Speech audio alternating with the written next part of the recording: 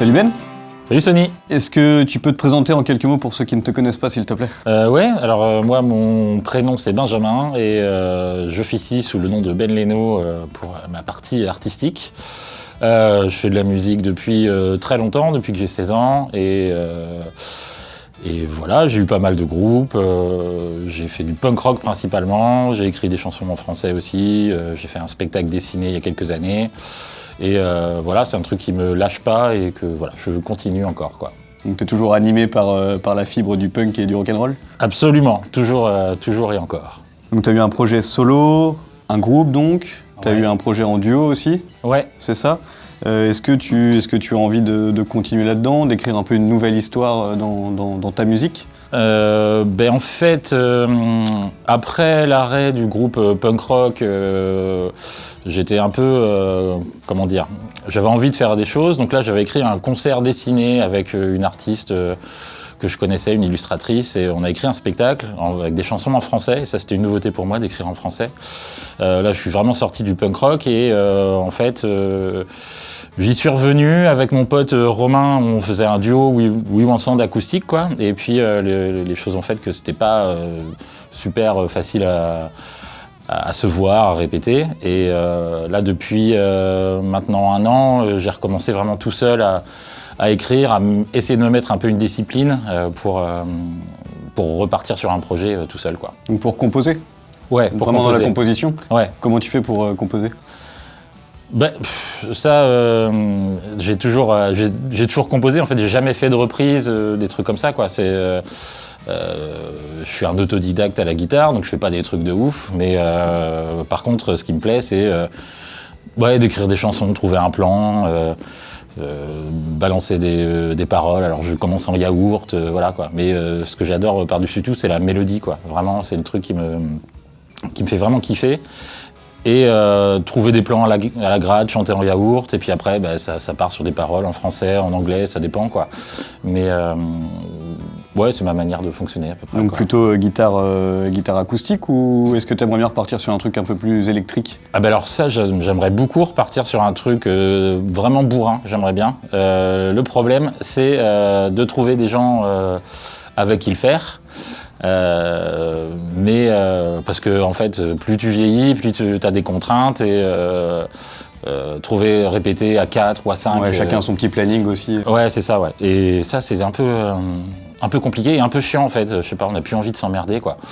Et d'où l'idée de repartir sur un truc vraiment solo et de voir, peut-être d'inviter des gens de temps en temps, faire des trucs comme ça, mais au moins d'asseoir un truc où t'as des morceaux, t'as ton texte, t'as tes trucs. Après, s'il y a des rajouts de musiciens, ça se fait. Et sinon, voilà, tu gardes ton truc pour toi. Et le truc maintenant, ce que j'aimerais, c'est sortir un peu de ma coquille et aller enregistrer, aller me produire. Et voilà, je réfléchis des fois un peu trop et faut le faire. Faut le faire. Voilà, c'est ça. C'est souvent comme ça, ouais. On a souvent tendance à se dire il faut que je le fasse, mais il faut juste le faire et après ça se lance en général. Ouais, c'est ça, ouais. Et tu vois, d'être avec Mike Nograph là, et Pete Sampras, là, des mecs qui tournent vachement, quoi, ou qui ont tourné énormément, ils disent mais non, mais faut vraiment faire les choses, faut arrêter, faut mettre son cerveau de côté. Et puis le faire. Et puis même si les morceaux sont pas top, c'est pas grave, au moins c'est fait, tu passes à autre chose, t'avances, quoi. Puis ça peut te donner une idée peut-être pour quelque chose qui est moyen, ça peut peut-être te donner une idée pour un truc qui sera mieux par la suite. Ouais, c'est ça. Faut commencer très modestement, en fait. Même si tu fais des erreurs, c'est pas grave. Même à plus de 40 ans, tu remets tout en question et c'est pas grave, en fait. Le truc, c'est d'avancer et en fait de faire des choses, quoi. Et pour son bien-être personnel et puis voilà, quoi. C'est ça le truc. Et pour composer, j'imagine que comme tout le monde, hein, tu t'inspires de choses qui se font. Est-ce que tu as des références actuelles plutôt, des trucs qui t'inspirent en ce moment? Alors ouais, ça j'en ai.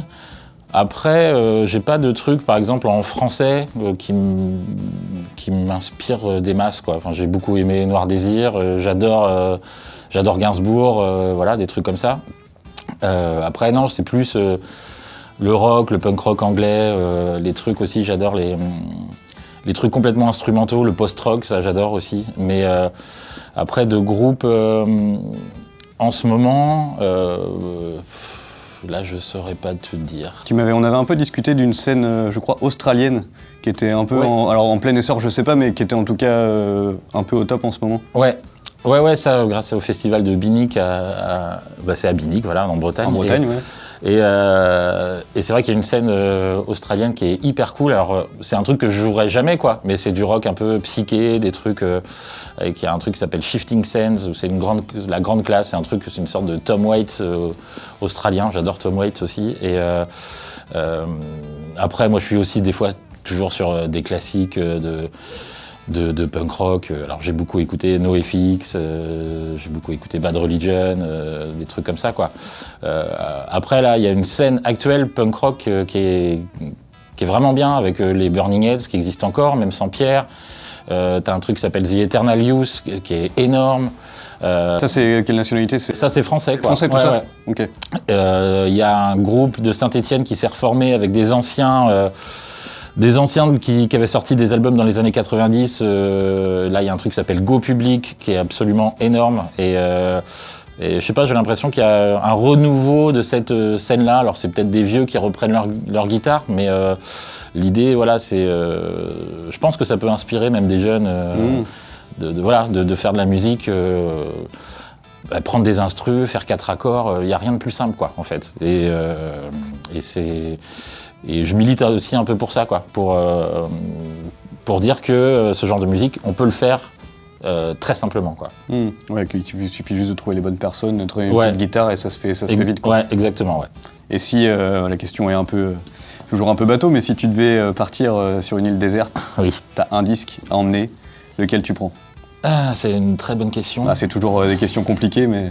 Je crois que je prendrais un album d'un groupe qui s'appelle Samiam, qui est un groupe californien des années 2000, qui ressort un album là, 15 ans après. Voilà, c'est un truc... c'est un peu spécial, quoi. C'est un mélange de... C'est pas vraiment du punk rock, c'est vraiment de la musique... indépendante, ça veut rien dire, mais c'est un truc à guitare, mais très, très mélodique, quoi. Comme je te disais, j'adore les trucs mélodiques et avec des guitares qui se croisent, des trucs simples, hein, batterie, guitare, basse, mais voilà, je prendrais ça. Revenons au concert de ce soir. Ah, donc là, vous sortez de 2 concerts. Ouais. Hier soir, donc à la Minute Blonde, donc ça c'était avant-hier soir, c'était à Niort, et hier soir vous étiez à Poitiers. Ouais. Comment ça s'est passé? Eh ben très bien. Après, voilà, c'est les Minutes Blondes. Alors c'est le concept de la Minute Blonde, c'est des bars à bière qui sont dans des zones industrielles. Donc c'est pas qu'on avait des a priori, mais on savait que peut-être on n'allait pas être écouté. Donc, ça dépend des clients aussi, tu sais jamais comment, sur qui tu tombes aussi. Ouais. Donc à Niort, les gens s'en foutaient, hein, on peut dire ça comme ça. Les gens venaient boire des coups après avec leur boulot dans les assurances, quoi, tu vois. Et puis hier soir, très bonne surprise à Poitiers où des gens sont vraiment venus pour ça, quoi. Donc on n'a pas fait avec 40-50 personnes, mais les gens sont venus écouter de la musique, quoi. Et ça fait toujours plaisir, quoi. Après à Poitiers, il y a aussi une scène rock qui a existé, qui était importante. Pierre qui a joué dans les Burning, et comme Mike, ils ont des potes en fait partout en France, quoi. Ils ont tellement joué. Donc voilà, c'est une petite question de réseautage et de scènes qui s'entraident. Et donc cool, non, c'était très bien. Et toi plus particulièrement, parce que je crois que ça faisait un petit moment que tu n'avais pas joué devant du monde. Comment ça s'est passé pour toi? Ah ben pas bien. Ça s'est bien passé. Après, voilà, clairement, moi j'ai très très peur. J'ai un gros trac à chaque fois. Ça faisait combien de temps que tu n'avais pas joué devant du monde? Là, ça faisait 1 an que j'avais pas fait un truc, que j'avais pas fait un concert, mais depuis quelques années, je faisais plus grand chose. Et là, de repartir sur une formule acoustique tout seul, je me suis mis un gros coup de pied au cul, quoi, pour dire mais voilà, fais-le, quoi, malgré la peur, parce que moi, je suis capable de dire ah ben non, j'ai trop les boules, je le fais pas, quoi. Donc, je me suis un peu forcé. J'ai eu, voilà, ça va de mieux en mieux, mais voilà, il faut que je m'habitue. Côtoyer des mecs comme Mike ou Pierre, voilà, c'est hyper encourageant, quoi, parce que c'est des gens hyper humbles, qui encouragent, auxquels tu peux trouver des conseils, quoi. La fameuse bienveillance dont tout le monde parle, c'est ça. Ouais, c'est ça, ouais. et franchement, eux, ils sont motivants. Et au bout de ces 3 jours, moi, j'ai qu'une envie, c'est de préparer un EP ou d'enregistrer, enfin de continuer le projet et pas que ce soit juste un truc comme ça, quoi. Pour terminer un peu cette interview, Oui, ça dit. tu es donc musicien, technicien, membre de l'association. Ouais. Tu as fait comment pour gérer sur ces 3 jours? Alors technicien, justement, je suis pas super technicien, donc c'était un peu chaud. Clairement, ça aurait été vachement plus confortable si j'avais fait que jouer, quoi. Mais après, c'est avec mes comparses de l'assaut, le truc, c'est on a envie d'être des activistes un peu, tu vois, de se bouger. On pourra rester dans notre canapé à regarder des séries le jeudi soir, le vendredi soir, et puis on s'est dit non, il faut qu'on on fait des trucs, quoi. Il faut faire des trucs, quoi. Et donc c'est pas le plus confortable, mais par contre, tu vois, je suis hyper content de l'avoir fait. Des rencontres, c'est génial. D'être à Diffart aujourd'hui, ça faisait longtemps que j'avais pas été dans l'orga à Diffart. Tu vois, il y a une bonne osmose, il y a une bonne et ça c'est top. Après, on verra ce soir. Je suis toujours très stressé, mais après. Ça va se faire. Voilà, c'est de l'expérience que tu engranges, quoi. Bon, on espère que ça va bien se passer en tout cas pour votre asso. Oui. Est-ce que tu peux terminer en donnant le slogan de votre association? Est-ce qu'on a un slogan?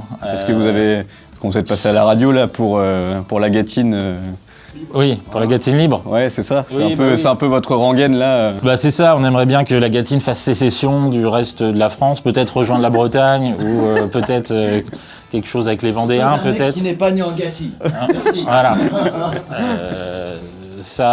Donc je suis pas né en Gâtine. Oui, mais t'as un Gâtinais, c'est bon. Ouais, c'est bon, ok. Ouais, c'est validé. Je suis validé. Ouais, Ok, ouais, c'est d'accord, ok. Donc non, voilà, je sais plus ce que je sais plus. Où On disait qu'on vous souhaitait une belle soirée pour ce soir et puis que le monde va venir à Diffart pour vous encourager. Eh bien, merci Sony. Merci à toi Ben. C'était un plaisir. Merci beaucoup. Bien à toi.